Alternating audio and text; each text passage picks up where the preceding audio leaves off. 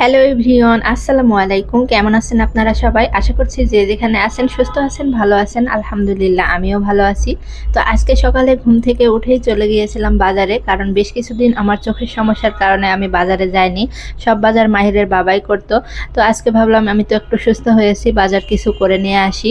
তো সকাল সকাল চলে গিয়েছিলাম, তো যা যা প্রয়োজন ছিল কিছু কিনে নিয়ে আসলাম। রসুন, পেঁয়াজ, তারপরে আলু, এখানে নিয়েছি ভেন্ডি, তারপরে কাঁচামরিচ, মুগ ডাল, তারপর তেজপাতা, শুকনো মরিচের গুঁড়া আর দারুচিনি, এগুলোই নিয়ে আসলাম। তো সব কিছুই ছিল অল্প অল্প, তারপরেও নিয়ে আসলাম। প্রতিদিন তো আর বাজারে যাওয়া হয় না, আর এদিকে আমার রসুনের চাইতে কিন্তু পেঁয়াজটা অনেক বেশি বেশি খরচ হয়। পেঁয়াজ রান্নাতে বেশি লাগে, রসুন তো সব তরকারিতে লাগে না। আবার আদা রসুন ব্লেন্ড করেও ফ্রিজে রাখা আছে, আর গোটা রসুন কিছু লাগে ডাল রান্না করলে বা শাক টাক ভাজি করলে, তখন একটু গোটা রসুন লাগে। তো এই জন্য রসুনটা কম করে নিয়েছি, যেহেতু ব্লেন্ড করা আছে। তো এই তো ছিল আমার সকালের বাজার। কেমন হয়েছে অবশ্যই কমেন্ট করে জানাবেন।